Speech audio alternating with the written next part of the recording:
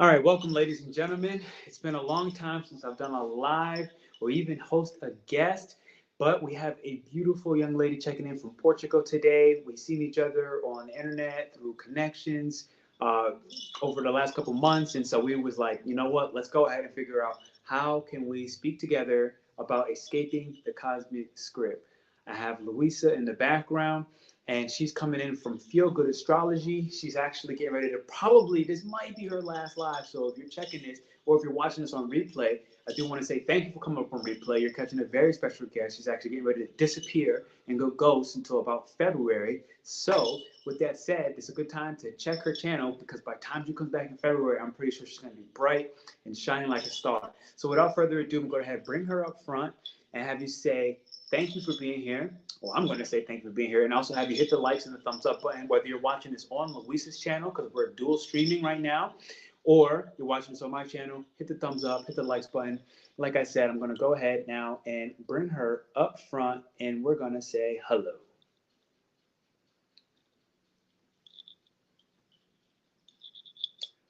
Bum, bum, bum, bum. Here she goes. Check 2 1 2. Hey, what's going on? Hello. Tell us something. How you feeling? I'm feeling great. Thank you for having me on. What a lovely introduction you've given me. I love it. Absolutely. Absolutely. It was a must. It was a Oh, must. So, you're checking in from Portugal. yep. How's the weather right now? It's a bit cooler because it's coming up to Christmas, but I was on the beach eating some lunch with some beautiful ladies today, and it was sunny. So we just had cardigans, a couple of wraps, but it is, winter in Portugal. It's great. So we have days where we can be out in our t-shirts, but we always have to have a coat. But it's bright, really lovely, bright, like sunny skies. I love it. It's Mm. fantastic. You should come over. Hey, Jasmina. Hey, Jasmine, what's going on? To be honest, the weather sounds exactly the same right here. Really? And where Exactly. where where are you based in? Like I complain about it's cold, but it's really like 70 degrees. I don't know what temperature, if you're going by Celsius or not. I think you Yeah, might be Celsius. So I get yeah. confused. 21 degrees Celsius. Yeah, we like it's actually warmer outside of our homes. Like in our homes, these houses here are designed to keep the heat out because Mm, for most of the year, for like 8 or 9 months of the year, it's really hot. And we might go up to 35 degrees, sure. which I don't know is what it is in your system. But I'm right now, familiar. I think 35 might be about 90. yeah. Yeah, Yeah. so it gets really nice and warm, and it's literally in the last few weeks, we've started to put heating on just a little bit. But by the mid-January, we'll turn the heating off, and so we often step outside of our house and have a cup of tea out there and go for nice walks. It's a lovely time of year, bit damp, but I'm if on I was I'm in on my if I was in England right now, I'd have to wear a hat and gloves and scarf. So that's where I'm from, and it's much colder there. Yeah, nope, not a fan. Never wanted to go to London, like ever, and haven't. I mean, I just kind of skipped it. I don't know. Maybe I feel there's some part of me like when I say it out loud right now, I'm like maybe I got some bad karma over there because I literally have never had any craving to go to Yeah. London. France for a little while Mhm. until I met more French people outside of France, and they kind of kept it simple. I left my country for a reason. Like I'm not a fan, and I heard enough. But I'm sure the day will come because I love to travel, so it'll happen. Thank Yeah, you do all an for being. astrology world tour. Doing a world tour of astrology, come and Yeah, stay, come and visit. yeah. What do you mean? Like you mean like a global conference, like a nostalgia conference? Yeah, why not?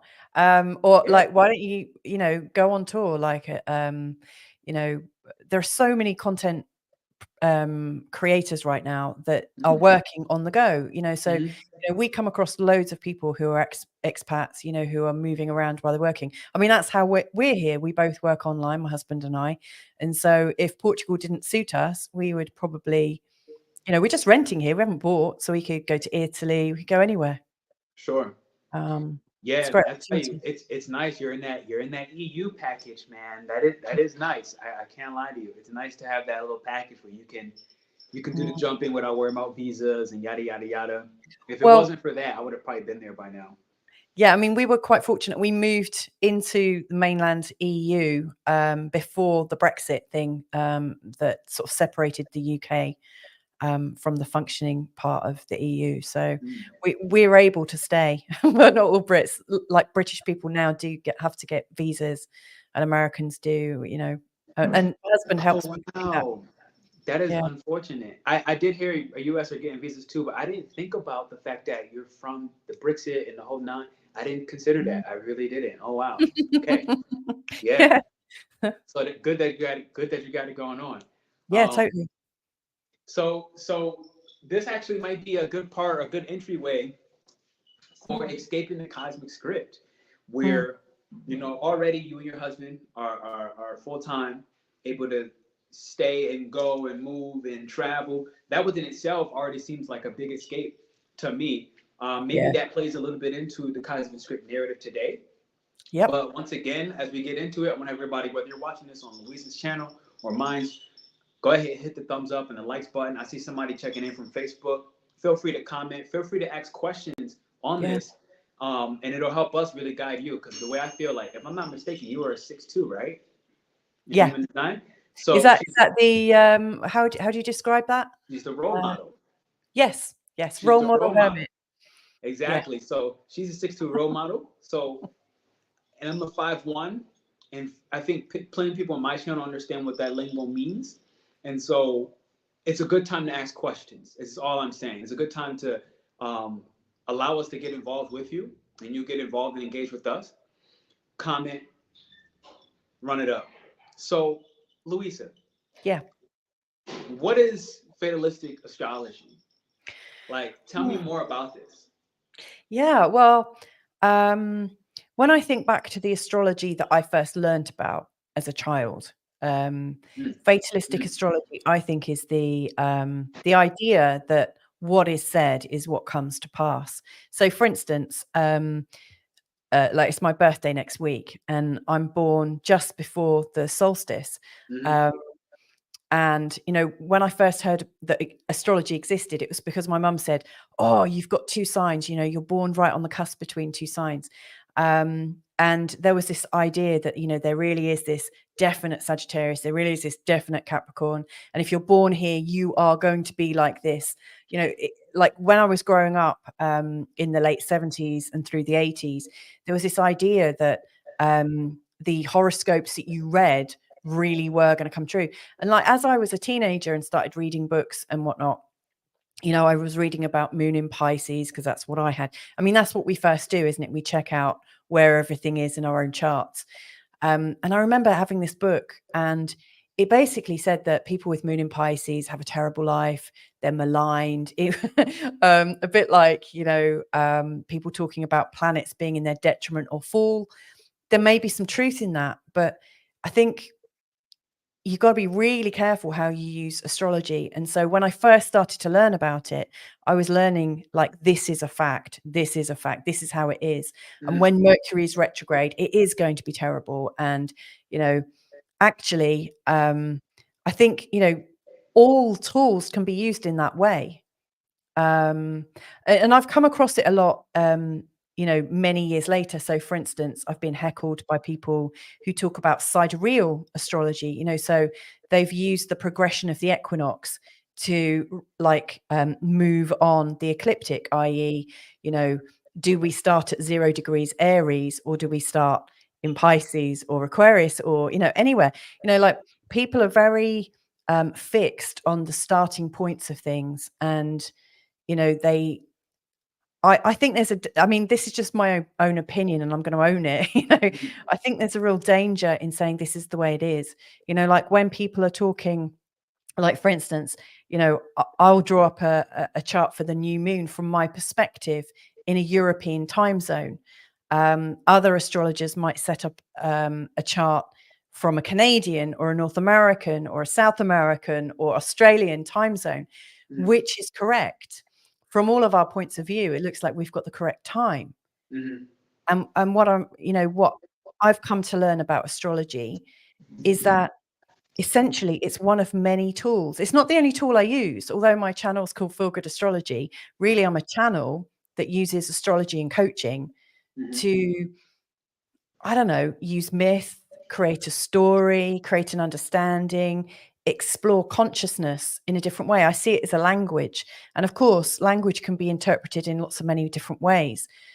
But I think there's a real danger to the fatalistic idea that, only, this thing means this. Like, there's so many people that say Vedic astrology. If you want perfect astrology, you have to go Vedic. There's some people that say human design is where it ends.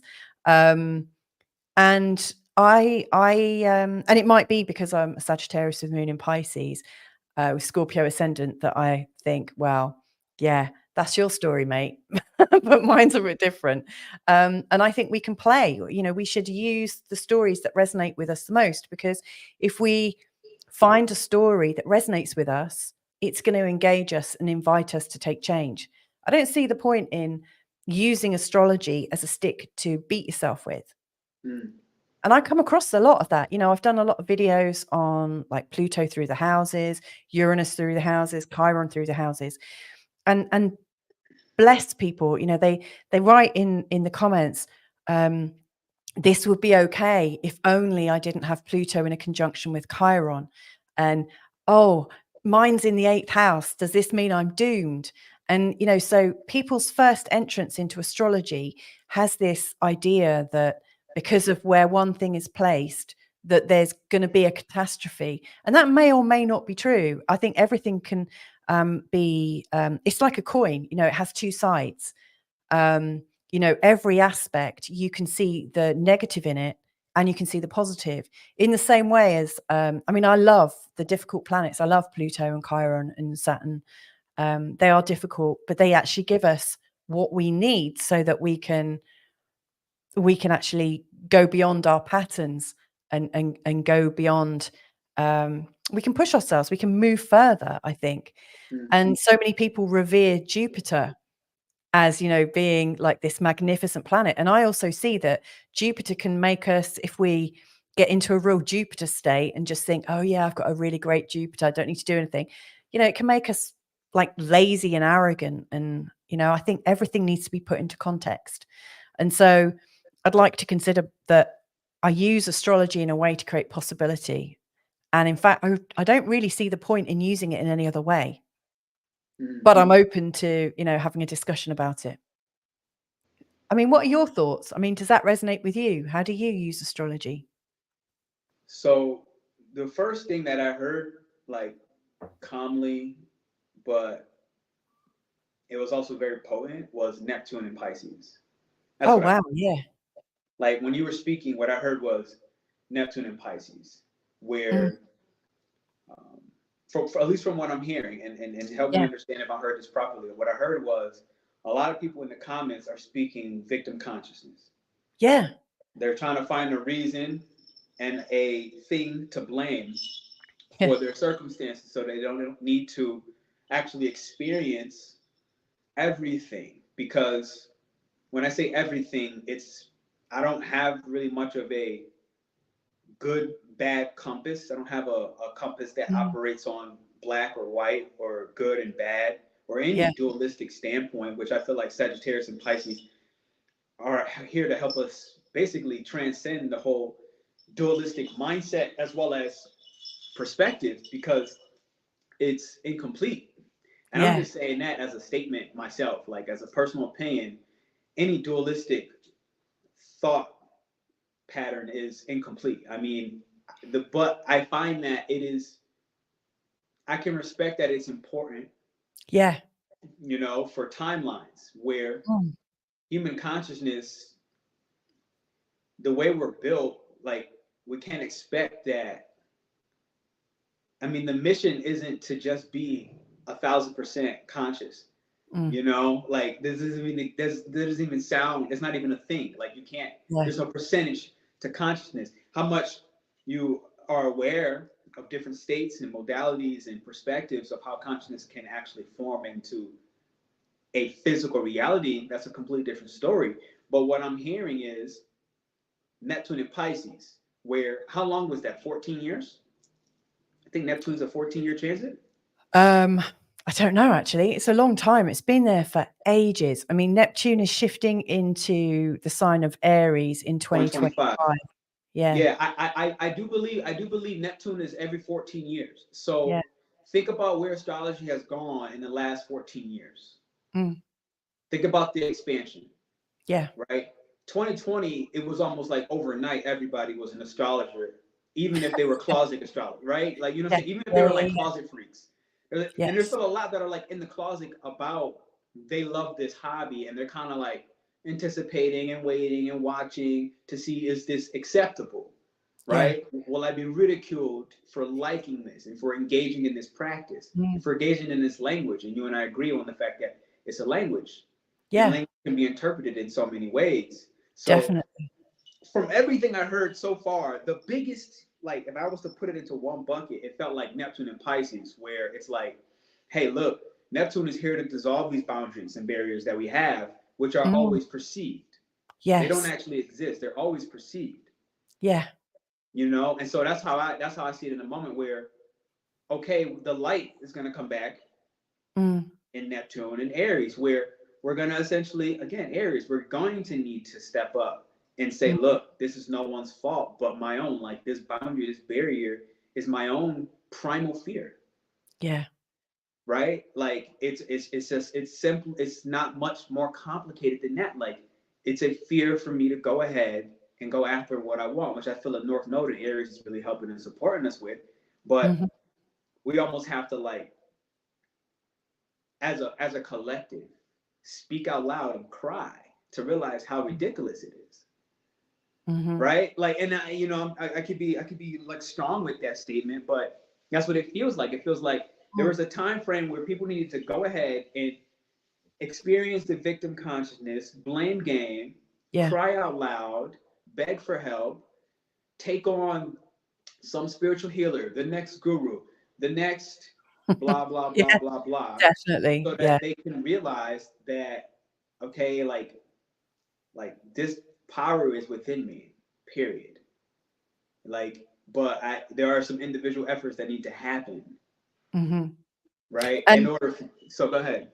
well, I mean, what I'm hearing is like, well, I mean, I really loved your last statement. You know, there are some individual things that need to happen, and I see those happening because of, um, you know, when we get challenged by outer planets, in particular, you know, these really long, slow transits, um, they're really transforming, and they can kick our butt quite a bit, and they get us into a place of discomfort.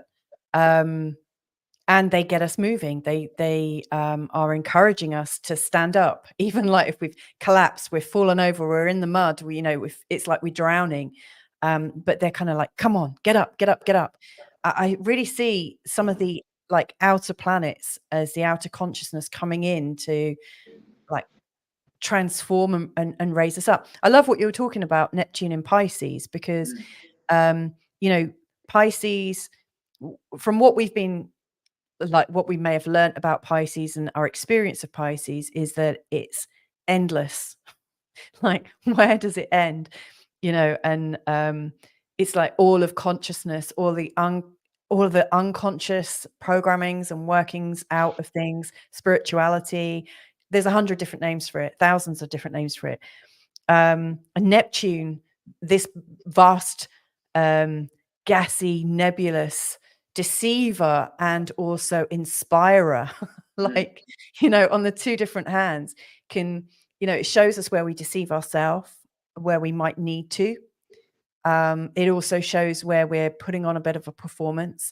You know, I mean, I love Neptune because Neptune is like Hollywood. It's all of social media, isn't it? You know, where everyone's putting on a show. It's our makeup, it's our clothes, it's setting a scene. It's where we lose our individuality. Now, I see Neptune as a great big spectrum. I see everything as a spectrum, really. But, you know, one end of Neptune, we might be looking to lose our individuality because we're connecting in oneness. You know, it just feels so good to connect and to feel like part of this full on energy. And at the other end of Neptune, and I see this, with people that got hard aspects in their charts to Neptune early on in life, I think most of us tend to reflect the negative side of it before we start to connect to other things. But, the negative aspects of it, and I've got quite a few of them, and I've done quite a few of them. Like, for instance, drink, alcohol and stuff like that. On the one hand, we're wanting to connect to oneness, and the other hand, with the negative or the slightly more challenging aspects of Neptune, we want to forget who we are. So Neptune, I see is a really big dissolution of our individuality. And in the sign of Pisces, oh my God, like, who knows who they are these days? And yes, you're right. There is this really strong victim energy going on. And when Chiron went into the sign of Aries in 2017, I was thinking, this is going to be interesting. Pain's going to get real for people. People are going to start whining about their pain, because they've had this chance to feel it and connect into it, but be confused about it, because Neptune in Pisces, I think, can be really confusing. I mean, I've got quite a few clients that have got Neptune on an angle in their chart. And quite a few people with an angle in the sign of Pisces, and for people with that, I do notice that there's a bit of confusion at the moment. It feels like things are a bit foggy. But would I say you're going to be confused until it goes into Aries, which some of the old astrology books might have said? And the answer to that is no, because that fogginess or that confusion could also be an awakening. It could also be a dream state. It could be so many different things. And I think it's up to us to use it. Like, there's that phrase, man proposes, nature disposes. At some point, like, astrology, it's our concept. Like, man has created the concept of it and applied it as a blueprint to help people make sense of their life and to help people make sense of natural cycles. We've made sense of it. But ultimately, nature disposes. You might go through a moment where you might feel like a victim, but if essentially you're actually quite strident, you're probably not going to stay a victim for very long. You'll probably pick yourself back up. Your inner nature or the human nature will win out.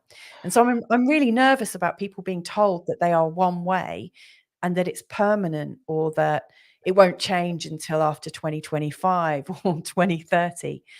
I mean, I remember, it's kind of paradoxical that I say that, because I remember years ago being single for about 4 or 5 years and seeing a tarot reader, an Indian tarot reader in London. And he said, oh, well, it won't be until you're 36 that your life is going to really turn around. And I remember thinking, that's ages away. And I kind of like stormed out of there. I was really fed up and really angry. And actually he was right. But I didn't want to hold that in place as a limit on my consciousness. Now, was it because he told me that I wasn't going to meet the person of my dreams until I was 36? Was that actually the truth? Could he actually see it? Or was it because I decided that he was an authority and that's how it worked out? We'll never know, and none of us can know. So I think, if we are in a position of coaching or helping or being guides to people, I think we need to be quite responsible. I don't know. It's interesting. Maybe I'm just not prepared to own the fact that it might be true. That's a possibility, isn't it? I don't know. Yeah. I don't even know how you want me to answer that. Because let's just talk. so the reason I say that is because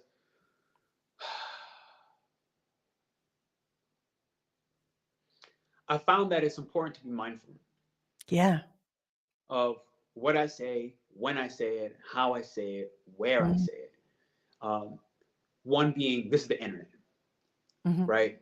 Like the mindful step of you see my name. The name is the name. Shamans do what they do.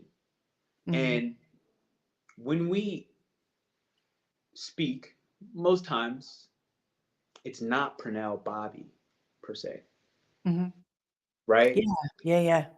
And like when you think of shamans, the thing is like they're channeling many timelines and realities, and the attachment to who is on the other side of the channel. Let's say if I'm speaking to Cindy and I have these 5 guys speaking. First off, those 5 guys really sound like one voice. Yeah. I don't know who they are. It doesn't matter. And then many times, trying to chase what the source is of that intuition is counterproductive. Yeah. Right. And so when you spoke about like the dissolution with Neptune and Pisces, for example, it made me really feel like, okay, like when you had said like, boom, people don't really know who they are right now. And I felt when you first said it, I was like, that seems like it's the most important step. Yeah. It felt like it was the most important step, because if we feel we know who we are, I'm strong in this. Even if I go through, let's say human design, and like there's a G center where it's like your identity, you're pretty solid in knowing who you are. Mine's is filled in. So it's like, he's pretty sure of himself. Like he knows who he is. That's what it would say, at least in the program. Yet when you say, boom, Neptune and Pisces is giving us this solution of like, who are we? Like, do we know who we are? Like that for me felt more important, because it's like the moment you know who you are and you attach to that, you kind of, we missed a bit. Yeah. You know what I'm saying? The moment we attach it, we missed a bit, because now it's like, well, I'm also preventing myself from who I'm becoming. As long as I hold on to that old identity. And this is where, again, fear becomes a paralyzing agent. Yeah. Right? Because it's like, there's this part of me inside that knows I'm becoming something different, but I also know that I don't know exactly what that is. And so let me hold on to this identity step that I know, because human design told me I had a fulfilled identity center. So I know what I am, I know who I am, and I can hold on to that. Now in when I look at this from a different perspective, that same thing can be, and oftentimes is just as empowering, because while going through a shift and a change, let's say especially at the identity level, it is comforting to hold on to some piece of something, which is not much different than when we're meditating. When you meditate, especially, let's say you have those placements, I would imagine like yours, right? You said you have a Pisces moon? Yeah.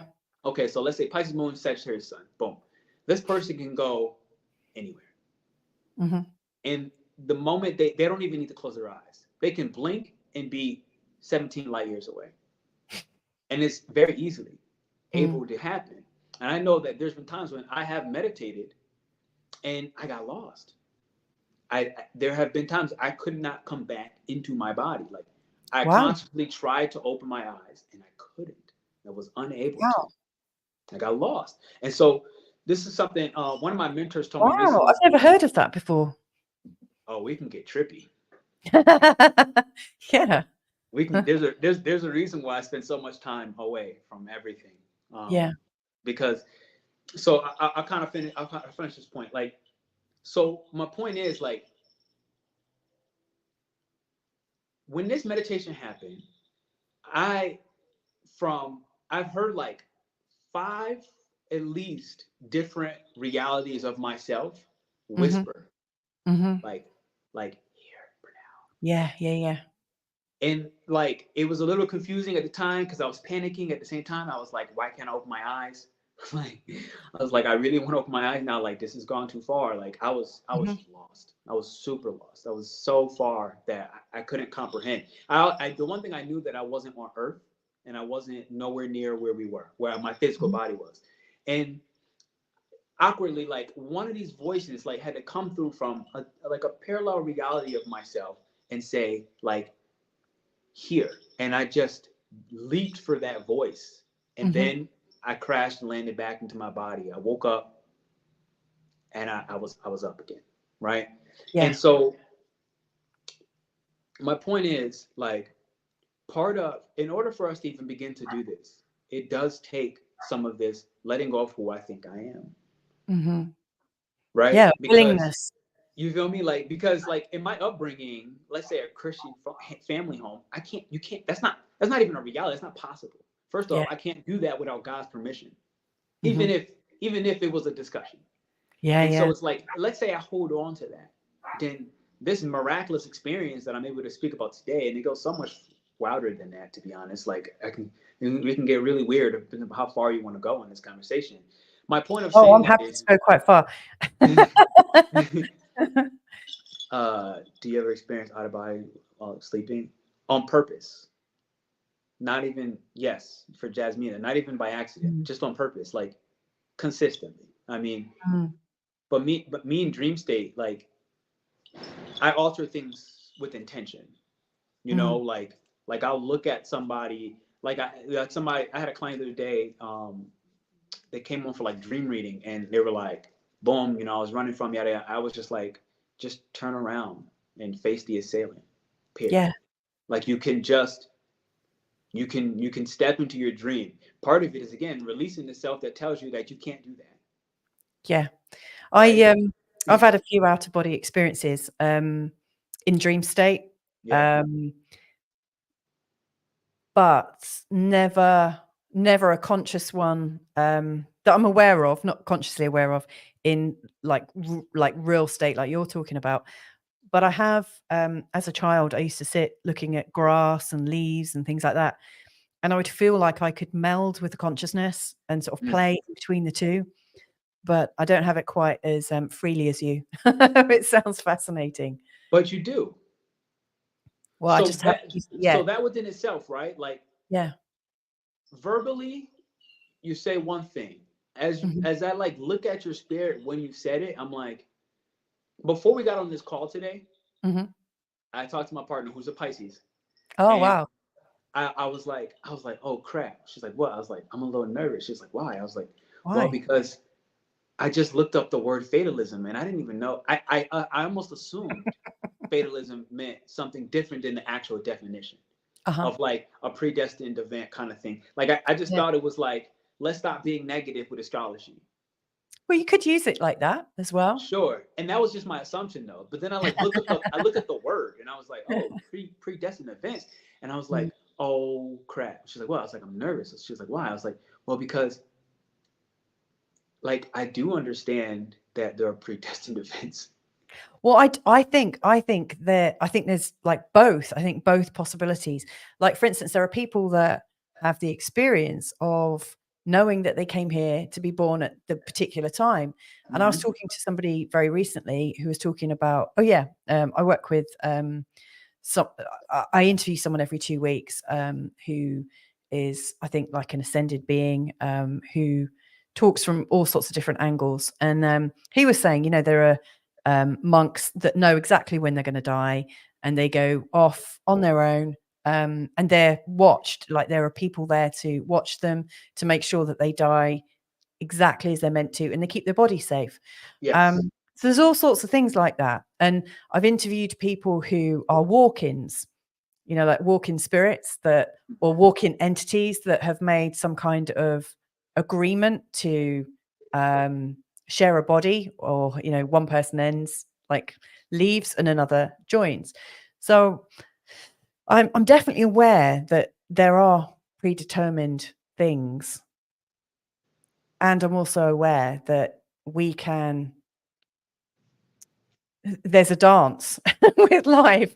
And, you know, if you know that, like, for instance, like if I'd taken the advice of this kindly Indian tarot reader Mm-hmm. that I wasn't going to meet the man of my dreams until I was 36, Mm-hmm. I could have actually, you know, there are a couple of different scenarios. So one, I was really gutted and thought, oh my God, what am I going to do for the next few years? And I took it really negatively because I felt like, A, I wasn't good enough. And it fed into every negative program that I had running about myself, that I was somehow unworthy, blah, blah, blah, blah, blah. And I really span that story. Or I could have thought, wow, well, that's great. I'm going to meet somebody and have a great time. And whoa, I've got 3 years. Let's get my party on. Let's go and adventure. And sadly, I didn't take that route. You know, I was kind of deadly about it. Mm. Um, And so I think some of that is in the conversation that you're having with people. Yeah. Yeah. It's a fine line. Like, how can you? I think astrology is just one of many tools. I don't think it's the only tool, It's but not. I think it's a really good tool, and so many people believe in it. And so, you know, I can see things happening. Like, so when I get a client, you know, often I'll check out their chart and I'll say, oh, crikey, this was a really intense time. And then all of a sudden this story comes out and you can see the transits that have happened and you can describe what's happened. And then the client confirms it. So it does appear that the chart is quite complete. But for instance, if you're trying to predict when your child's going to be born, I'm sure there are some people out there that can tune in and say your child is going to be born at exactly this time. But every time I've tried to do it with my own, and I've spoken to a few astrologers about it, and they said, look, in hindsight, when you look at that chart, you'll understand why that child has come at that particular time, and it will fit in with the parent's chart. But you can't predict it. And when I look at the death charts of people, you can't always predict the death, but you can see the death arriving in the charts of the people that are related to them, that are reacting to somebody that's just passed away. What, out of curiosity, do you Yeah. mind sharing what charts are you looking at? Like what All what sorts of form, what charts. modality for the death or the child? Yeah, well, I mean, it's an interesting question. A lot of it depends on the conversation I have with somebody. So usually my go-to place of like any kind of chart would be to draw a natal chart based on the time, place, and date of the birth or the death or the start of the business. But you could look, you know, before birth. You know, you can look as many months ahead as you want. You know. I'll often do question charts like horary or orrery, according to how you want to pronounce it. Sure. I look at lunar returns, solar returns, relocation charts. I also, one thing that I really love, and this gets a bit of a bad rep sometimes, but I love using named asteroids because there are over like 10,000 named. I think there's more like 20,000 now. And there's just so many asteroids. And I was following a guy about 5 or 6 years ago who used to write about named asteroids, and he was following the charts of famous people when they died. And so, for instance, and sounds a bit mawkish, you know, and a little in bad taste, but he wrote articles about, like, for instance, celebrities that died through maybe like strangulation or in a particular hotel, and he would look up asteroids with the names of the hotel that they were in when they died, and you know, a bit like you know, looking at items that were involved in their life and in their passing. And when you put the asteroids into the chart, it opens the chart up in a whole new way. If you think you look at a chart with, you know, your planets and maybe a couple of key asteroids, the difference between doing that and adding in some asteroids maybe about love, or asteroids about talent, or asteroids about your career, or asteroids about different things, and all of a sudden things really open up in quite a magical way. I had a client that came to me years ago who went to Sedona, and she had asked me, she went to a place called, I think, Esseti. I mean, I don't know. I think it's some kind of research institute. And she asked me to look at asteroids for Esseti. And, you know, when I'm using asteroids, I sometimes use rhyming asteroids. Hi, Makeup Therapy. How you doing? So, for instance, I was looking for an asteroid that had the sound of Esseti or Eti, and that had something to do with her trip. And I found an asteroid and I put it in the reading, and I carried on doing the reading with her. And she came back and she then said, well, while I was there, I had this really, really strange experience. And I was on this sort of mystical journey. And while I was on this mystical journey, I got given clues by different people. There were all sorts of different characters on this kind of spirit quest that she was on. And she was taken on a bit of a journey into researching Bigfoot. And she didn't tell me this for quite some time. She was telling me about all the different meetups that she had. And so she said, look, I know you've told me about a SETI, but I want you to now give me some information about Bigfoot. And I was looking through this list of all different available asteroids and this, that, and the other, and I couldn't see anything related to Bigfoot.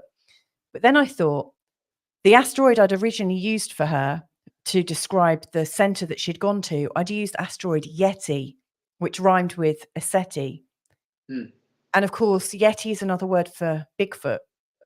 And so, like, weirdly, asteroids show up at just the right time. It's like bizarre. I think any astrologer that uses asteroids regularly to describe situations that their clients are experiencing and they put them in, it's almost like pulling an extra tarot card when you're like shuffling the deck, you know, like an extra one just to get some extra clarification. When you put in a named asteroid, it opens the chart up. It takes it from what I think of as a 3D chart. It takes it 5-dimensional, 10-dimensional, whatever. It really makes it, it makes the possibilities endless. Weirdly, at the weekend, my husband sent me a little message, and he was away for a couple of nights. And he, in the message, he put #Lovejoy. And he didn't know that there's an asteroid, Lovejoy, and it's one of my favorite asteroids. And so I said, oh my God, that's an asteroid. It's my favorite. And so I checked out where it was in his chart. And on the day that he sent me that message, asteroid Lovejoy had returned to where it was at the time, place, and date of his birth. These kinds of freaky patterns show up with asteroids. And so, like, the more I delve into astrology, the more I think, oh my goodness, it is all coded. You know, everything is there for us to discover if we use the visioning, if we use the words, the numbers, and all sorts of different patterns. And from that, you could say, yes, it's all predetermined. But I think it's also, you have to seek it. You know, like, I wouldn't have known that asteroid Lovejoy was in a particular alignment with where it was at the time, place, and date of my husband's birth had I not looked. So I think if you're a seeker, you'll see these patterns and you can see that maybe life is predetermined. I don't know. I mean, yeah, I think there are predeterminations, but should we live our life according to it? I don't know. That was a lot of a ramble for now. Which is But okay. it's just like life, like astrology opens things up, I think. And I So find let it me difficult when it's closed down. I'm curious about this. Okay. Yeah, go on. So if I was to give you option A or option B, and there Yeah. is no other route you can take, Okay. here's the options. What would you choose? Can I Astrology. answer that? Yeah. The option I would choose, if I was only given two options, I would choose the option that made me feel better quicker. Okay. It doesn't have to be the right option for me. It has to be the option that raises my feeling or my vibration, because I think if we're in a right vibration, other possibilities present themselves. 1000%. That's anybody. But what choices are we going to give Right? me? No, that's 1000%. That's 1000%. Like, you know, if we're doing an astrology reading when we're batshit depressed versus when we're like beyond optimistic, that person's reading will be different. But it also will be energetically aligned with the person you're reading for simultaneously. Yes. Right? So exactly. So here are the two options. Ready? Yeah, go on. Is astrology predetermined? Yes or no? Don't know. I had a feeling. I had a feeling I mean, I had a feeling you were going there. The only reason why I brought it's that a up. really good question. The only reason I brought it up is because when I heard your story, I was thinking to myself, here's what I'm really hearing her say. If and when I go deep enough, because I will, I'm just not entirely there yet, but I'm on my way. I understand that I can with 100% accuracy. Can being the key word, not will, not automatic, but it's possible for me to discover these predetermined events. And I'm curious and I'm excited about that. And it makes me nervous simultaneously because free will matters to me. But what is free will anymore? And these larger than life questions begin to basically scramble my brain. And it makes me a little bit more nervous. This is what I really Oh my heard. God. You listened to my inner thought. I mean, I didn't even know I had that thought, but when you gave me that, I realized that is exactly.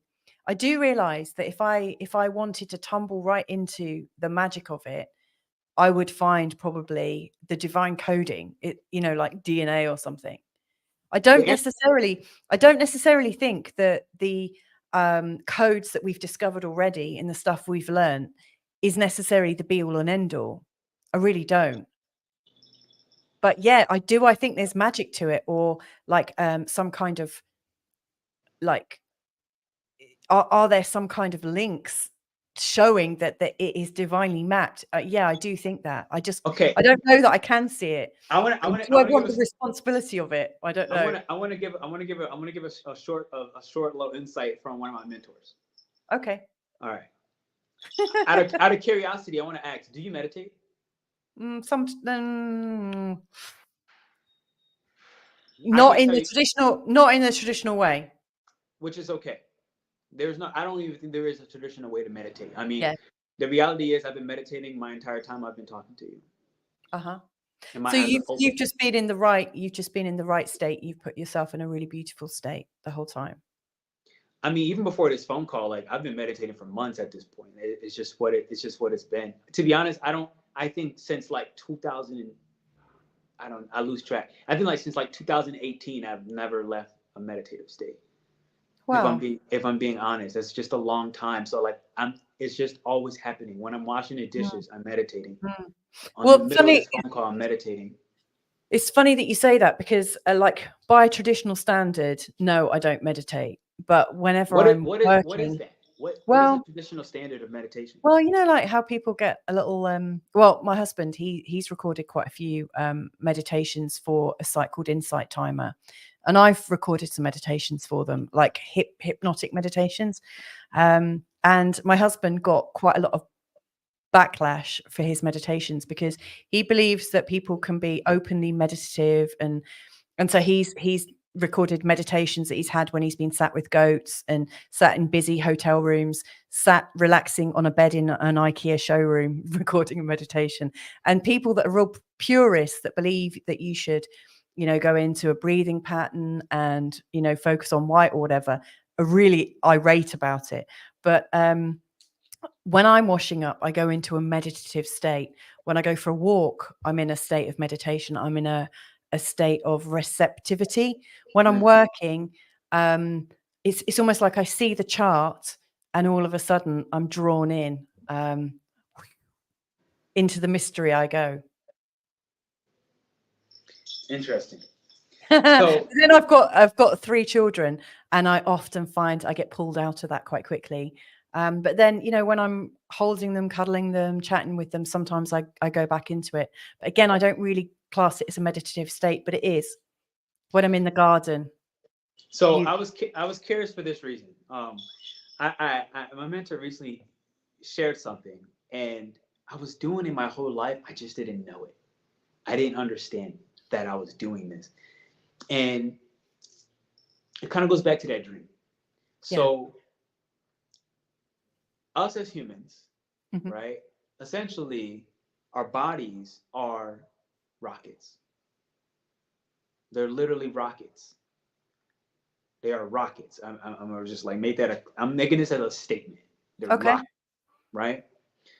Now, a rocket can't go into outer space without the proper fuel. Yep. So, us as humans, we are able to use this rocket to go to any planet. And I'm not talking about the ones in our solar system. Yeah. To any fixed star, to any asteroid, again, in the blink of an eye. Yeah. We can go to the Lovejoy asteroid while my eyes are open. Like, Mhm. boom, I just stopped there and stopped back. Just that quick. Mhm. But again, when I look at like that Neptune and Pisces, for example, Mhm. one of the largest barriers, at least perceived, is Yeah. that that's not possible and he's deemed crazy, period. Right? Like that's like a huge step one. Yeah. Like that good, like what? Like no human, no man, no woman has such a power. That's not the power of God. It's not the power of science. You can't scientifically prove that. And I'm like, okay, so there's no reason to continue on with that conversation with that person. To me Mhm. personally, I'm like, that's Yeah. okay. Like that's okay. Now, the reason I state this is like when I had asked the meditation is because the key thing with this rocket is the reason why many of us cannot use our vessel or this Yeah. rocket is because we don't use the right fuel. And that is the foods we eat. It is whether you have the water in your body is poisoned and you probably don't know it, or it's inflamed through your blood system and you likely don't know it. Like Mhm. people are walking around with inflamed kidneys right now and they have no Yeah. idea, right? Yeah. Um, the thing is, this rocket, you wouldn't send a rocket. Elon Musk won't send a rocket up into space if it is malfunctioning. Mhm. But he did the research to realize, is it malfunctioning? Now that's a machine.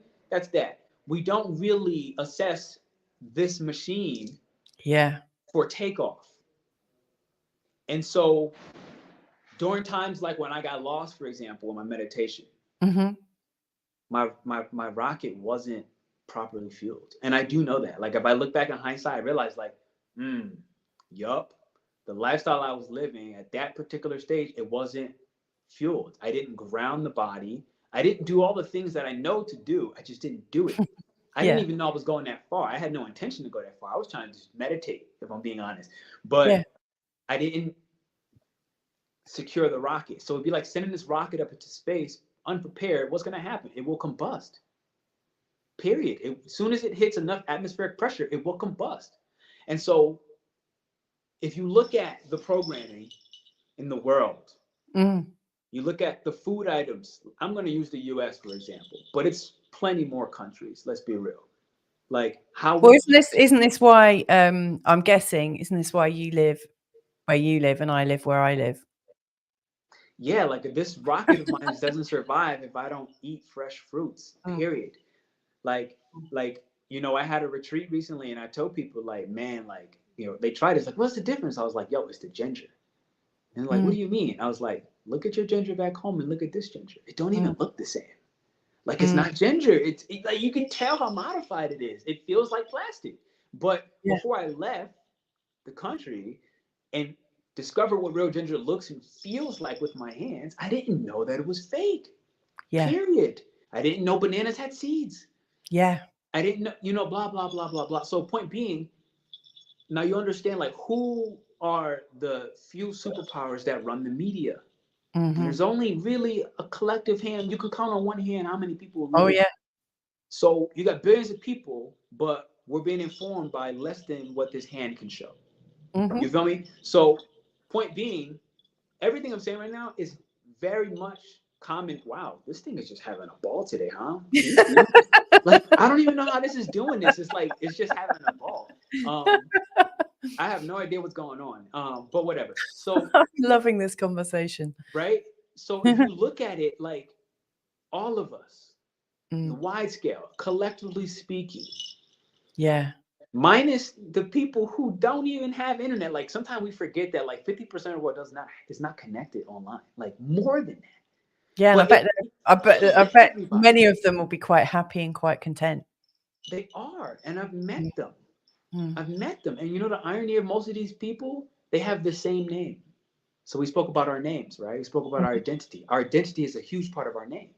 Yeah. Our name is a huge part of our identity. Most of these people, like literally, when I was living in Bali, like the Yeah. firstborn, the secondborn, and the They've thirdborn is 4 names, 4 always, names. Yeah. yeah, it's like And then if Wayan, there's 5 or 6 or 7 and of it them. just repeats.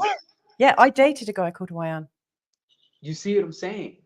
So again, that within itself, it connects them to an identity for starters, Yeah. because that's part of their culture. Everybody Yeah. is Every fourth person is Yan, every third person Mm, is Wang, every third mm. person is Wayang, whatever, Yeah. right? So Bagus is that number one. connects them, but it also separates them from being somebody so special Mm, that the ego inflates to a point where they think personal will yeah. is so important. You know what I Mm, mean? Like so, or free will, personal will, or whatever. It's like, and that's where it kind of like allows them. In one way, it can trap them. In another way, it also connects them to yeah. deeper truths. Hmm. And this is why the whole sense of duality really, it doesn't exist. Like, it is only for the human mind to better comprehend some mystical variables that are just always active and present. They're never not active. Whether we are conscious of it or not, whether we choose to progress in that consciousness or not, whether we allow this rocket of ours to actually be fueled properly through Mm, sleep, which is more important than food. yeah. Sleep. And this is why things like fasting is so incredible. I love I love fasting. You feel me? Because what happens when you're taking care of the rocket, Mm, right? There's less fog in the mind. Then mm, you realize, wait, when did I get this much of a foggy mind? mm, And it's like until taking care of the rocket activities, whatever that is, water, whatever it is, you don't even realize, oh my God, how mm. deep have I been under this haze? Yeah. And how long? I interviewed somebody who's a breatharian, and she'd been a breatharian for about 12 years. And Awesome. oh my goodness, I mean, she doesn't really need to sleep. No. So she can write a book, she can knit a jumper, she can do all sorts of things that other humans can't. Mm-hmm. Um, and her skin is perfect. It's just like so beautiful. It's no sun damage whatsoever because yeah, her the way her body functions is so different. Mm-hmm. This is kind of what I meant when I said like since about 2017, 2018, because that was around the time that I started studying with monks and began to breathe. Mm, That was around the same time. And mm, so when they taught me some basic, simple things behind meditation, I've never really left the meditative state.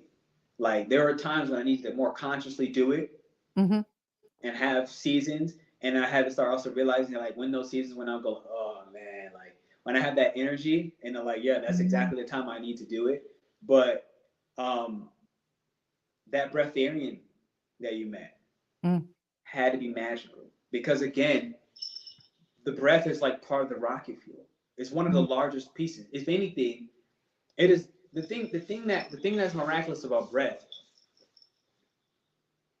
especially when you find your personal cadence. Like I find that for each human, like there is a cadence that you can find mhm, a personal cadence of how do I maintain this breath while still being in a conversation and actually speaking out loud, mm. right? And like when we find that cadence, you don't really leave that meditative state. Yeah. And if you look at people, you know when they leave their body while still looking at you in the middle of a conversation. You know very clearly when they're blank in the eye. You see it. A lot of times that person is just there. They might think the conversation is boring. They might not be interested, whatever it is, or they might just be Don't say focused. that because I'm gonna be really conscious now if I blink. Stop it. Why not? I'm telling you, like, here's the No, thing, like, I know what you're saying is great. it happens. This is the key, right? It happens no matter what, Yeah. right? And so this is where I remember having when we had our first conversation. I noticed that. I noticed it. I think it's a classic Sagittarius thing What's because that? Sag and Pisces they both can dip out of reality faster than anybody understands. They left and came back. Like this is a natural thing for Pisces and Sagittarius energies. They can leave their body, go somewhere magical, don't even know that they went there themselves, consciously speaking, and then come Mhm, back, and then the person across them have no idea. mhm, But the person across them that has no idea is also in that same conscious state because somebody that's not like I do see when you leave and come back. mhm, I be watching not even like in a creepy way, but like sometimes like I be like even if I watch you on a line, like I don't even want to. I'm not trying to give away your secrets. I'll leave this. I'll leave this. I'm shutting up. I'm not aware of like having these like sort of escape secrets, but I'd be interested to see, like to hear your thoughts actually. Yeah. So it's not hard for Sag and Pisces. These signs are easy. Aries is also very easy. Libra is probably the easiest. Think about it. Libra is 12th house Mercury, 12th house to Mercury. They're one of the easiest people that can go ahead and just, and they're one of the most masterful at, you don't even know most times when they're gone. But that's that Mercury in the 12th house.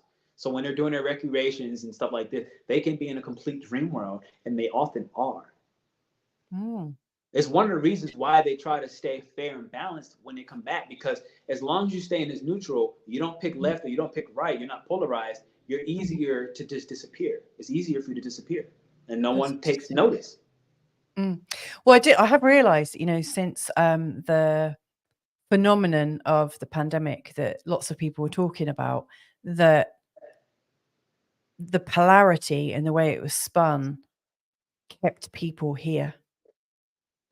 On Earth?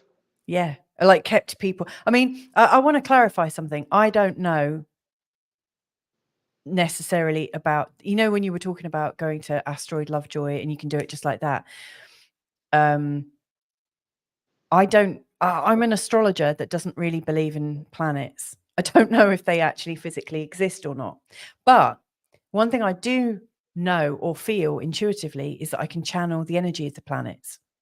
So, like you can go to Lovejoy, I can connect to Lovejoy. I don't know that I can physically go there, but my heart goes there. Or, you know, when I look at a chart, I see it, like it opens up to me and I feel the energy of it. As if I've like dived inside it. And so when I talk about an energy, like when I talk about a planet, I often feel like I get a feeling about that planet. I get a feeling or a voice or a sensation about what it wants to communicate. But do I actually believe in planets and the nature of reality as it's been? I've no real experience of it. The only experience I've got of it is of what I've been told about it at school and on telly and on YouTube. But when I actually look at reality with my actual eyes and use my actual hands and my breath, I don't have any sensory experience of it in my physical body. But I feel like I can channel the energy of it. But I just thought I'd throw that in. I don't know how much of reality I really believe in, but this feels good. I'm enjoying this conversation a lot. Yeah. Planets. Have you ever heard the word grahas? Nope. What's that? Planets are grahas. Like planets is actually like you hit it on the head. Like planets are fictional. Planets aren't actually planets. Planets are the more accurate way to describe a planet is a graha. A graha. What does that Graha. mean? How does that? A graha is an empty vessel. Right. So planets, in a sense, planets are grahas, but they are not the same. You have a zodiac belt, Yeah. right? And in this belt, Also, that's just a massive story we've given. That's a collective story. It expands way outside of that. But Yeah. in this particular solar system, there is a belt. Yeah. It does go way larger than that. There is a belt though. And in this belt, those within itself are kind of where they are. And if you remember, like, or see it from a telescope fashion, planets visit constellations. Constellations don't visit planets. Yeah. Right? Planets visit constellations. So when Jupiter visits the constellation of Kritika, which is a cluster of stars, specifically in a Taurus constellation. Okay. Right? This is when we're I starting. have no idea because I don't study like the actual stars currently. It's totally okay. It's totally okay. I'm only explaining from a conceptual standpoint. Yeah, yeah. But because I don't actually know where it is right now. I know Kritika is one of the Jupiter, one of the Taurus clusters, right, or Nakshatras in Vedic Nakshatras. And I know that it's closer to the end of Aries and the beginning of Taurus. So we're at about 5 degrees. So I'm guessing it's about Kritika. So when Jupiter, which is where Jupiter's in Taurus right now, when it's in these degrees or so of this constellation, this graha is passing by and it is an empty vessel. So this is a cycle where all of the wisdom that Kritika or this particular constellation stands for has an opportunity to channel that information through Jupiter and connect to us in a sense. Oh, what? So it's like a portal. Exactly. They're Like all a wandering portal They're that all can be portals. programmed. Yeah. They're all portals. We just don't understand that they're portals, and we're not told they're portals. The sun is the largest portal. The sun is like the original portal for this particular solar system. Like through this sun, all the other planets came through. And so the sun within itself is a portal. It's one of the so in I never use these names because to be honest, like they're just in my opinion, they're just built to confuse people. Like so I don't know between Western astrology, sidereal. I don't even ever really say any of them. Like I don't come on and say, hey, look, I'm PernellBobby. I'm a blah blah blah type of astrology. Like that's just dumb to me. Astrology is astrology. They're all one thing, but like religion, they've been split. Yeah. And one of the issues is it has been so many gaps throughout history that we don't have a streamline of information, and so it's just all jumbled. And that's a different story. I'm not going to go down that channel. Point being, they're all portals. So when we look at the sun, our sun signs are things that we're here to develop. If you notice, like I'm in Aries, but like I wasn't born a perfect Aries. You feel me? Like, look at that. That's hilarious, right? I wasn't born a perfect Aries. How do I get some of that? I have no idea how this is happening. Like I've never seen this before in my life. Like I've ran live streams. I've never seen it. This is a trippy transmission. That's weird. Right? So like I'm in Aries, but like when I'm younger, like I've always heard people said Aries were, and I'm like, this makes no sense. Like I never resonated with it. Like there was a like 5-year life span of my life as a child when I may have fit the definitions that people mainstream speak about when they say Aries. Yeah. That's just that. But when I look at it, I'm like, and I got deeper and started understanding the many variations of an Aries and of all the signs. And that's not worth this discussion right now. It's not today's discussion. I began to realize, oh snap, wait a minute. Here's why. And the why was our sun signs are what we're developing. Another way to look at it is the sun is a portal who is considered a malefic planet in some cultures, specifically because it is here to punish you. Literally, it is here to put you in this prism, not prison, put you in this prism so that you can go through a karmic experience that it wants you to liberate. Period. Like it wants you to liberate that. And when you liberate it, a lot of times you die. But when you die, this is when the monks know they're going to die in the forest. And maybe 1 or 2 people go with them to confirm, like, yes, they died exactly the minute they said they were going to die. And they'll watch their body transport back into the portal, which will be the sun, because they basically have, I don't want to say surpassed, but let's say, I don't know the right word for the moment. Transcended at least their karmic mission, okay, as that Aries at bare minimum. And you can visually see their body go back into the portal, which is the sun. Why? Because the soul can't die, which means that it can't be burned. So I myself, I can't go to the sun. I'm going to burn up. But you can't burn a soul. You can't harm a soul. You can't harm a soul. I mean, I have an interesting relationship with the sun because, like, I go in the sun and I fry, so I tend to be in the shade as much as possible. Even though that's just Louisa. That's not your soul. No, exactly. And it's interesting that you talk about that and like the whole idea of transcending your astrology. I've worked with quite a few people, I guess, who might be described as awakened beings, who haven't died. So they haven't transcended their bodies, but their concept of reality has altered and shifted irreconcilably. Like they cannot connect back to the person that they were. They are like a different person. And so with many of these people, you know, I'll have their birth chart, but I'll also have the chart of when they became a different person. And so with many of them, I use their new chart as a description, as a blueprint for where they're going now. That person sounds trapped. Well, I'm not judging them. It's not a judgment. Yeah.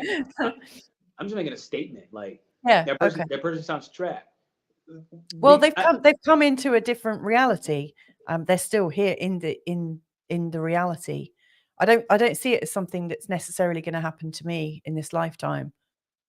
The only reason why I say that is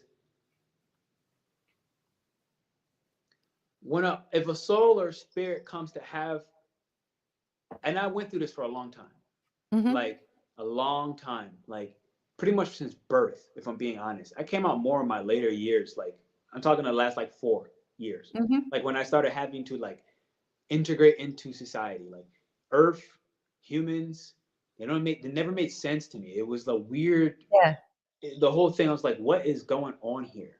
But while I was there, and I only understood, let's say, the spiritual side of existence, and I forsake, in a sense, the human experiences and the pleasures that come with being a human. Yeah. I pretty much was out of balance, point blank, period. Mm. Right. And and I'm speaking of me myself when I say this, like, and the same happens.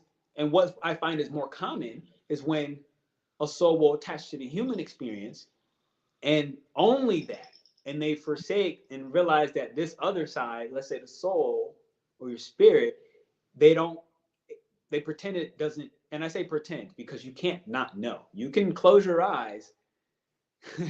you can do your best to pretend. You can numb yourself in so many ways that you forget, but the day will come. Because the soul will outlast the human body. So the day will come. Yeah. These are ultimately the people that die that says, I wish I lived the life that I knew I was supposed to. They lived a soulless existence. But that's a different story. I went the other way around. Yeah. Right? And I was trapped. Because of what the part that I was failing to realize is that as long as I was, as a soul, looking at this existence as stupid, because that's exactly what I looked at it as. I was like, yeah, I understand what you mean now. Like being a human is dumb. Like this is the stupidest. Why would I do this? Like I had so many like conversations with myself. Like why would I come here and incarnate and do this? And it took me some time, whatever. But in the later years, like I realized, like okay, here's what I need to do to kind of like enjoy both. And I realized that until you're enjoying both, keyword enjoying, you're trapped. And like that's where we start splitting. And this is where science and medical institutions, they love when you fall into this state because now they own you and your pockets, right? Because now you're bipolar, you're schizophrenic, you've split your personalities, you split now you have twin flames, right? So and that's just another way of the soul saying, look, here's a path back to yourself. But oftentimes it just becomes overly toxic because again, it's a soul and a human, and they're trying to find a way to, and so then they get lost, like I did in that meditation. And this is kind of why I said like that person sounded trapped. And again, I'm not saying that that's good or bad because a lot of times, like I said, these experiences need to happen so that we can start to basically break our psyche as for what is possible. But wait a minute. So I had to go through this and be trapped in this way, but not know that that was happening and think I was totally two different people, to realize, wait, I was never a person at all, to realize, wait, I'm a soul, wait, I'm both, and then basically have a complete break in the psyche, right? Which is what a lot of us, again, back in this Neptune and Pisces, as a collective, and a collective, we are going through this. This is why, like, the person who's doped up on medicine, and they have dementia and they have schizophrenia and they have bipolar and this and that and all these like, oh my god, poor me stories. It's very important because this is a part of the breaking of the human psyche to realize that the possibilities are beyond infinite. And not only are they beyond infinite, but the day comes where you realize once you get to the understanding that, oh snap, it's infinite, infinite. Hmm. You Yeah. then at the same time, you become lackluster for a long time because now it's like, what's the point of existence? And Hmm. so at that stage, if people get to that stage, they usually either go back to let's choose all pleasure in the human world, or they'll go, forget this human world, I'm above and beyond that. And that is already, again, with out of balance in its own way. Yeah, I agree. Right. And it's just it becomes this mystery, which is not so much of a mystery. We just don't want to accept certain truths. And again, that word within itself is a disjustice. It's an injustice because you say the word truth and you already get people going, you know, oh, he's polarizing or she's polarizing left or right. And it's like that within itself is a dualistic thought process to follow up. And it's Mm. just wrong. And me saying wrong is Yeah, already, again, polarizing the next. And I use exactly. wrong on purpose. I mean, it's impossible to. I said like I've just used the word impossible. So, um, I mean, using our language, how can we fully express the gifts of recognizing our ensoulment? Like, how can we fully express it using language? It's really difficult. I mean, I don't have any answers to any of this. Like you, I've struggled with the thought of, oh my God, am I here again? Oh, sucks. I don't want to be here. And then, I went into a place of superiority. I'm not saying you did, but I've been I did. I just oh, did. okay. Yeah, Yeah. I went into a place of superiority thinking, oh, I'm slightly above everyone because I can see the true nature of things. Um, Right now, actually, all I want to do is just feel good as much as possible. So, I try to organize my life in such a way that I feel like I'm unencumbered and that I try to live my life so that um, what's the word? Uncompromising. I try to live my life so I can't be compromised from what I feel is right and beautiful and a joyous way to live. So, and I know I compromise myself in so many different ways, but I try to live in such a way that I can't be compromised. And that's one of the reasons why we left the UK because, um, for us to be able to live in the UK, both my husband and I would have had to work full time, possibly with a third job as well. And our kids would have had to be in school full time for us to be able to do that. And that just didn't really appeal to us. And I understand that that works for so many people. But for us, for me, knowing that my whole life was premised on a job or else everything else would fall apart, that felt compromising. I've worked in, I used to, in my younger years, I spent some time working for banks and insurance companies. And I felt like, I had compromised who I was. Earning money to pay my mortgage felt more important than doing something that felt really beautiful to me. Again, I'm not judging people that work in banks and insurance companies, and I had a really nice little learner at that time. But I don't know. I mean, how do you get the balance right between feeling like you're really enjoying your life and celebrating the fact you're here? Just do And for a long time as well, I thought I want to leave this world a better place, for having been in it, and I'm becoming less and less um, bothered by that. It's not that I want to ruin it, but I don't want to think that the planet is a better place because of me being in it. I just think let's just focus on having a nice time and not put my value judgments on how life should be lived. So it becomes really difficult, when people contact you and want advice. I don't know. Life's an interesting paradox, isn't it? why? Um, well, I mean, you were talking about your G center. Now, I don't know much about human design, but I've got a good buddy who talks about it a lot. Mm. And she tells me I've got really open centers. And I think I've only got 2 that have, or maybe 1, I don't know, that's closed. And so it takes me sometimes quite a while to figure out how things work.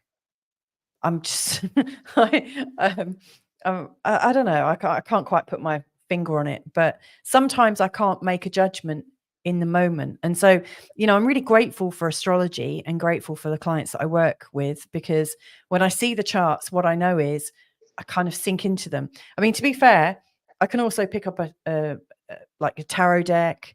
I could sit with a plant and ask it what it wants to share with me.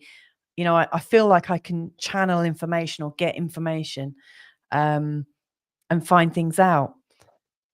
But it's much easier for me to access that state if somebody has invited me to do that. So if somebody asks me and says, "Can you find this out for me?" then I will tune in and find it out. And you were mentioning earlier that you get the right clients for you. And so all the problems or difficulties or challenges or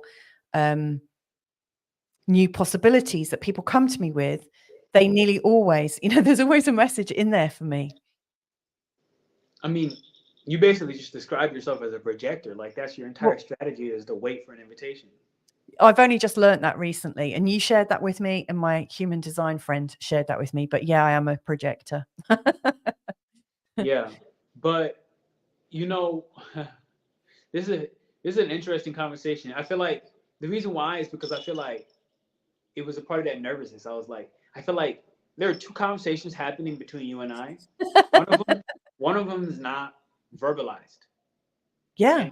And no one else is hearing what we're saying, or at least what you're saying to me. So it's weird because it feels like you and I on one end are supposed to be having this whole conversation like this on a phone. That's what it feels like. And Really? then, no, really, 1,000%, without a doubt. Yes. But then simultaneously, I'm sure people are finding, I'm hoping at least that they're finding this beneficial in some way, shape, or form. Havana, yes, Louisa is a 6'2" projector. Yes. You might be angry at me, but your Indian tarot guy said something once about 36. Yeah. You already know this because you're doing it. I'm going to say, backtrack and watch this conversation after February. Okay. And even go back to a month ago when we scheduled this between you and I, of what did you tell me as for what changes were happening. And I just kind of leave it there because you know what you said, because those are happening as we speak, that they're happening live.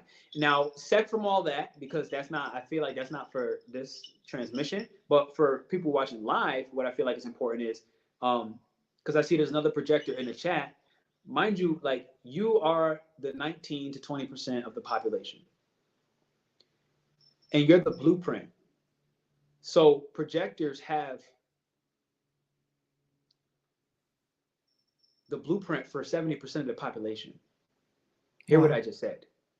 70% population. You have the blueprint for 70%, meaning most people that are coming to you, you need to only listen to them for 5-10 minutes and then basically tell them what to do. Now, the difference is, if you don't take your time away, throat chakra. If you don't take your time away, right? We're on a sagittal moon, like throat, eye, third eye. If you don't take your time away, you won't know what to tell them, which is a part of the cosmic blueprint. So the whole conversation is funny, like, because we're saying escape the cosmic script, but the reality is you are the cosmic script, whether you realize it or not. Oh my God. I hadn't seen it like that. Oh my goodness. Well, the funny thing is, my husband is also a 6'2" projector. The two of us. The good thing about that is we're both sacral projectors as well. Is that right? That's not possible. No? No, projectors cannot have that dynamic decline. Oh, maybe it's not sacral. No, splenic. Emotional. Oh, Splenic. splenic. We're both splenic projectors, 6'2". That's the oldest type. Oh, well, both my husband and I are that. So like it's basically back to February. Really. Those are super ancient. I mean, the this is the irony of the convo. I don't even know exactly what to say because I'm trying to be mindful and like also respectful because I'm like I know I'm a very direct person, but like It's fine. you are the cosmic script. No, really, like there's a whole lesson on my website just for projectors, and you are. I'm kind of forgetting a little bit right now, if I'm being honest, but maybe I'm not supposed to remember. But I do remember the simplicity of you are the cosmic script. Like like you have like God speaks to you more direct than 70% of the population because you're here to advise them and give them the yellow brick road as for what to do, how to do it. Without your say, technically 70% of the world is walking in the wrong direction. And you know that, and your purpose is trying to wake you up very clear on that. So you take that part serious because if you don't, you realize how detrimental it is already at a soul level, which is why this conversation is happening. But it's ironic because of how it's happening, and but you knew that though because you reached I out to me. suggested this. I suggested the topic, didn't I? You asked Yes, me the topic, what would feel like the most empowering topic you could talk about, and that's the one why on your heart. I said the one on your heart. Yeah. Oh, yeah. Okay. But you also knew you were reaching out to me because again, like I'm a 5'1". Like the only reason why people like me exist is theoretically to be lights in times of crisis. When there's Oh, a a crisis beautiful moment, role. huh? What a beautiful role. Literally, just to be lights in times of crisis, and then remind people, hey, here's how you practically get here. Like now, understand like the other side of the cosmic script, mind you, 1, 2, and 3. There's only 6 lines in human design. 1, 2, 3, 4, 5, 6. You're 6. I'm a 5. Technically, my 5-1 is the part of the unconscious side. Your 2, your 6-2, your 2 is the unconscious side. However, when people have that 1, 2, or 3 in front, they are consciously unconscious, meaning they don't see what we see by default. And then vice versa, because we have that other 1 and that 2 on our unconscious side. So that exists. So they're teaching us all the time, regardless. It's a fluid relationship. My point is, I can't say it's 50% population, but I'm telling you that the 1, 2, and 3, they don't see the matrix. Period. Period. Period. They just can't. They can't. No matter how much you try to explain to them by drilling it into their head, they won't get it. But you are the 6-2, so it's not for you to drill into the head. It's for you to isolate yourself long enough to get the clear message as for what is the path. Because only the right one will work for them when they ask you for the invitation. Wow. So the irony is the whole escape cosmic script. The reality is you're the script. So I kind of had a feeling of this, but like it's a natural Sag thing. It's like basically don't escape yourself because that's a Sag Gemini type thing, and it's time not to. I've been trying not to say that all day. I had no idea that I knew I was going to have fun in this conversation. I really knew that, and I was really looking forward to it. Wow, this has been brilliant.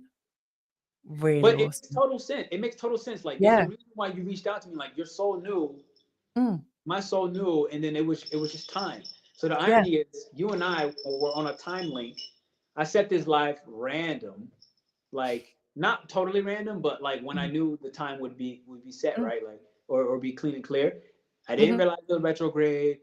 You know, had the hour lapse, yada yada yada. Point being, that was in itself. That hour, like I just clearly got it. That hour, that was again the human part of you. That was Louisa saying, Nope, not ready.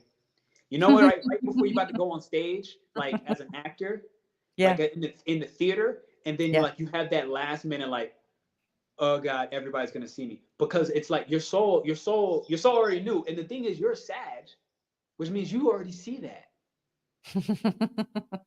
You saw it on our first phone call that we had, but way before we did live, I and did I actually. saw it. Yeah. Yeah. Yeah. And I think you know what you did. I'm gonna leave it alone. I think you know what you did. I'll leave it alone. I'll leave it for the offline. But you know what you did, and that's the thing about Sag. But that's that part of the collective energy of Sag, Cap, Aquarius, and Pisces. They always Mm, go through this over and over and over. It's like they have a higher responsibility. It's not so selfish, and because of that, we run. mm, We run because every once in a while we're like, yo, like I just want to do this like simple part and like feel good part of life in a way. But then there's that other part where it's like Sag is considered the guru or Jupiter as well in Pisces, part of Jupiter for a reason.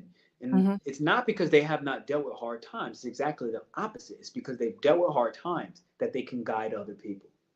mm, It's the only reason why they're in that position. Not in that position because they were just gifted for no reason. It's like, no, they have dealt with hard times. And because they have, they can guide people. That's you as a 6-2 role model. It's only because of that. It's only because of your stories of behind, boom, I was in banking, I did the money route, it didn't satisfy me, life sucked at this point for simplicity with a period. I had higher guidance, I didn't listen. Here's how life threw me for a haymaker. Here's what I would have did different. It's all those stuff. That's what makes you the guru.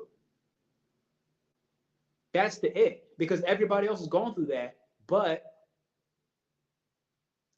as you no longer walk in any shape and form from the victim consciousness standpoint, everybody else will then follow your lead because you're the role model. That it Well, like I've still got a little bit of work to do on that, but I I'm mean like committed to it it for feels sure. like it's like a yes or no though. Like Yeah. the reason I say that is because like that within itself is part of the attachment to the identity of, do the work. It's like anytime any of us on this live hear the same person say the same thing, or more importantly, a different person saying the same thing as somebody else I never met, there are millions of people that say do the work or I need to do the work. That's the same thing, Mm. but different people who we've never met, but we know they're saying it. We Hmm. know they're saying. So Yeah. already, that's something already we've attached to something that is dead. So we will loop. So okay, boom. So then now what? Well, I mean, one of the conversations my husband and I have a lot is just how we can be elders. One of the things that I think we really need right now is really good elders in the world, and both of us aspire to be elders. We want to be able to assist whoever wants help. I say whoever wants help. That's not strictly true because we've had our fingers burnt helping people that have asked for help in the past. But I think with a bit of discernment, I don't know. We want to be more available, and I don't know. We don't know exactly how we'll show up, but eldership feels important. Because when I was growing up, I was always looking for people that I could feel inspired by. You were talking about your master or your is that the word you use, your master? No, I would never say my master. Okay, what did you I'm a black man. I'm not even. what Hell what nah. what word did you use? Your guru, My your my guide, mentor, my mentor, your my mentor, mentor. okay, Yeah. mentor. Mentorship or eldership. And I don't think it's necessarily a role that has to be facilitated by an elder. I just don't think it works like that necessarily. But I think becoming a mentor of some sort is important. Well, you Uh, are a mentor and you are an yeah, elder. yeah, Like, but you were born that way though. yeah. I was, yeah, yeah, You know what I'm definitely, saying? So this is what I yeah, mean when I say like there's no work to do. Like you don't have to work to become a mentor or an elder. It's more about accepting responsibility that you already are. There's a yeah. difference. That's a really good definition. And I think that's where I am right now. Really, I'm finishing work next week. I say work. I'm finishing what I love doing next week. And then I'm having 6 weeks to myself to just absolutely love my body and to have a beautiful time. Yeah, And that's then to what an come elder back would do. yeah, and to come back in February. And you know what, if I have a nice time, I might come back in March, who knows? But I want to shut down for a while. I need to shut down for a while. I've just finished breastfeeding. I've been breastfeeding solidly for 12 years, from one child to another. And it's time to reclaim all of that energy, like reclaim my body. So it's really good timing. You know, I just want to clarify, I've been breastfeeding my children, not just like giving it to anyone. It sounds like I made a job of it. No, sure. It sounds like you have the Pushya Nakshatra. What's Do you have that? any Cancer placements or Leo? I've got Saturn in Cancer. To be honest, it'd be pointless. Like it's just in your it's I guarantee the statement about 12 years of breastfeeding, I guarantee you have Pushya. Pushya is a nakshatra, aka a constellation of stars, but specifically in the Cancer constellation. And they literally are the bosoms of the cow. Yes, I've described myself in that way a few times. Yeah. But if you have that, it now means basically that the population, right? Like the people you'll be mentoring, they're the ones in a sense feeding from your bosom. It's probably not, but like in human world, right? Like this stuff can get really confusing, and there's always a case by case. Like I don't know enough. Like it's the first time I'm kind of hearing this, but like, you know, your body being able to for 12 years to be able to continue to produce that, like I'm almost again I can't confirm where this is coming from. I just know it in That's my okay. heart. It is here. You're capable, and now it's time to have the will to power as well as the will to love. This part of your ability to nourish others that are also not your children, but symbolically your children. Because Wow. again, your father energy, right? Sagittarius, father. This is father. This is father. This is strong father. This is Zeus, right? Nurturing, but it's not just Zeus. Zeus would be Sag. Remember, there's also Hera, and that's Pisces. Yeah. And this is Jupiter in its combination, but you also have Cancer, again, the bosom. So it's like this is you nurturing your children. But right now, this break is about nurturing the proper child. Because Hera's the whole also thing known about as Juno, isn't she? who? Hera is also known as Juno. I think that's one of her iterations, yes. Yeah, and my Juno actually is in Pisces in a conjunction with Jupiter as well. An abundant source of. So In my fourth house. I imagine you also have Revati because that's back into the Pisces constellation, which has a lot of the same principles. And the reason why I know that is because you and I are on the call and I have both of them. Right. And this is what I do. I don't have bosoms to give milk out, physically speaking, but I've been doing it my whole life. And this is why we need that much isolation as elders. See what I mean? Like, if you take the moment to feel into it, think about how many versions of us, when I say us, it's unidentifiable, have been speaking. We're talking to the internet, then you and I have been telepathically communicating now for an hour and 38 minutes. And it actually started for 2 hours, 30 minutes because we were already doing it beforehand. Yep. Literally. And I leave the rest out. The communication has been there. But again, that's just seemingly two conscious thought processes. Look at that. A whole brand new. I can't even make this up, yo. I don't even know how to do this. I don't know what's happening. I really don't. But you feel me? But there's also at least three more. Look at that. Boom. There's at least three more versions of us from alternate realities and dimensions that are also communicating simultaneously. There's so many levels to this one conversation that cannot be logically comprehended. But you're a Sagittarius. You're not a Gemini. So let go of the logic part because it's going to continue to hold you back.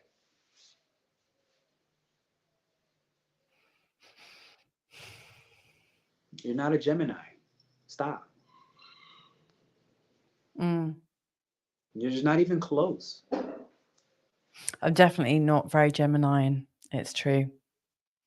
But it has its purpose, right? Like the Gemini part will help you when you do go off in your journey, because mind you, Sag and Pisces, these aren't just crossing physical boundaries to another country. These are also the mental boundaries. Okay, these are boundaries into different realms. Period. The Mm. multiverse, if you will. Marvel, probably the closest that we might see to it. The only one I've seen closer would be the movie Lucy.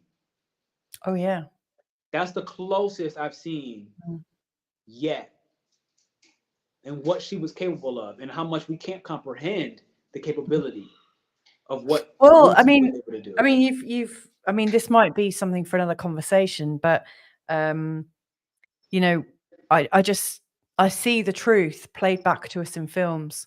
You know, when I see when I watch films such as Lucy, I just know that that's the truth of how it is anyway. Of course. Very kind of them to show it to us.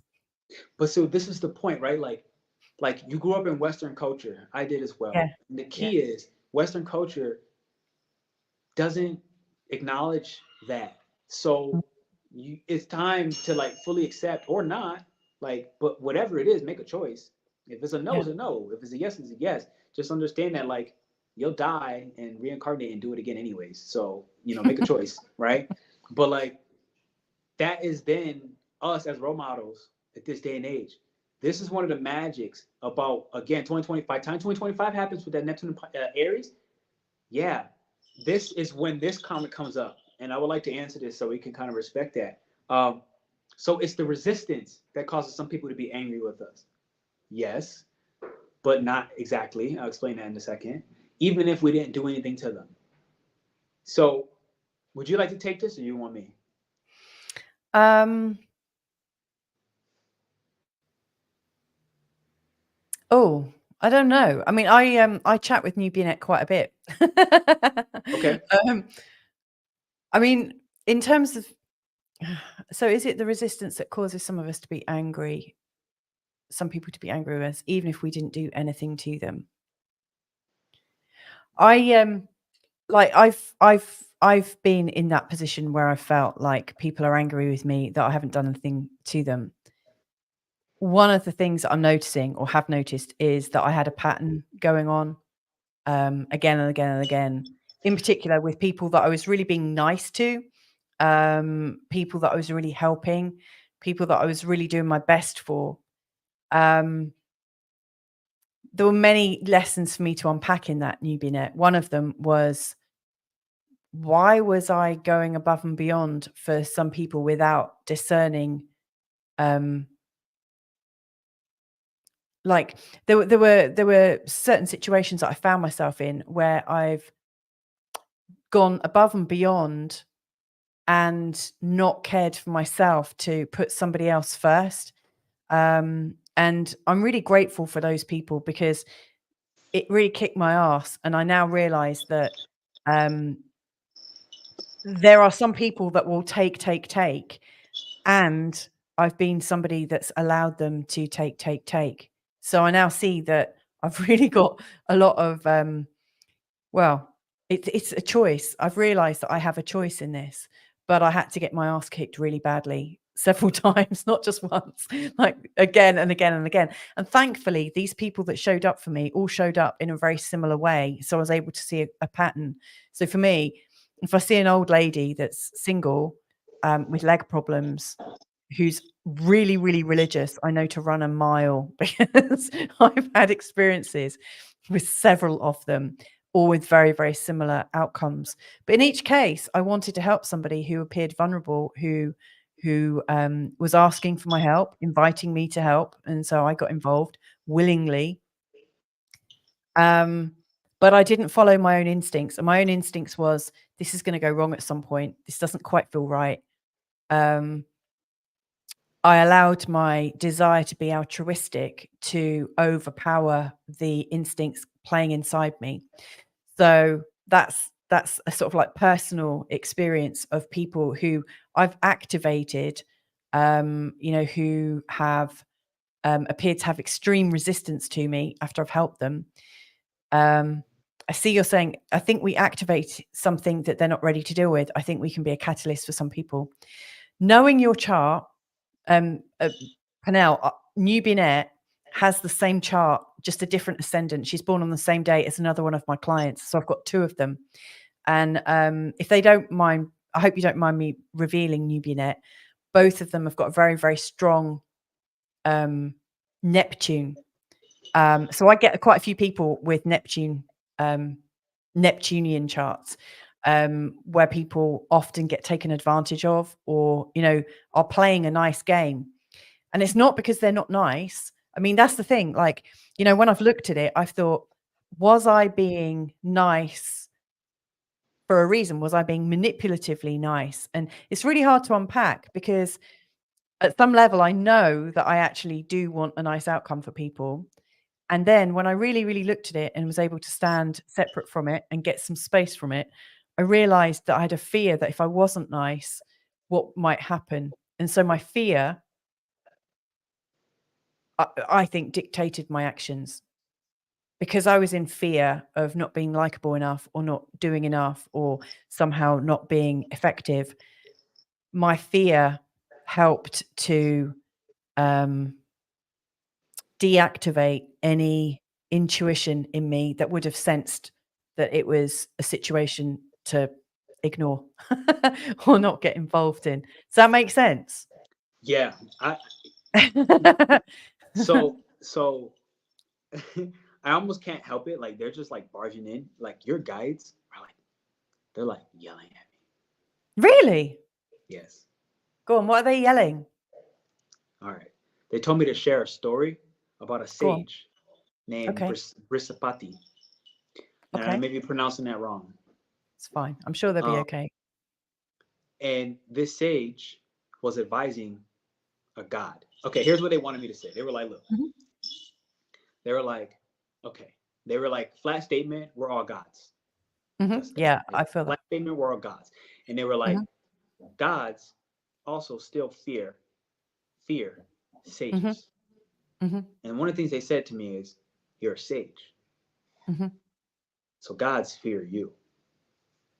Because what you can do to gods, not that gods can't do anything to you, but generally sages are more powerful. Why is that? For now, they just have a simple direct message. That's a whole different Okay. conversation. That's a wormhole. Okay. So they also said this particular sage is actually a particular one named Brisapati, who has its roles. And I only know this within you because of your 12-year breast story. That's the only reason why I know it's this particular one, but that's a different story. So they were like, the story with this sage, this sage specifically is a giver. But where they fail is when they give to the undeserving, the God, specifically the God that is undeserving. So it's not even like giving to a human; it's given to somebody who already has a lot of power. Like, that's real. They have a crap ton of power. But the gods are not respecting the sage, you, right now. The gods that you're dealing with is not respecting you as their sage. And gods respect sages because gods understand that sages have more power than them in some ways. In enough ways for the god to be in fear. Not in every way, not 1,000%. It's not black and white. It's no one, but I just can't go down that path because it's too deep. So, point being, you're supporting gods who don't respect you as their sage. And this particular sage has a story where this sage left the god that it was here to support. Left that god in pure darkness. Never returned to support them. But for a specific reason. Because that god, when the sage walked in, the god didn't even acknowledge the presence of that sage. And the sage was like, said nothing, walked away, never to return. And the problem is that God was reliant on that sage's power. That God's power was reliant on that sage's power.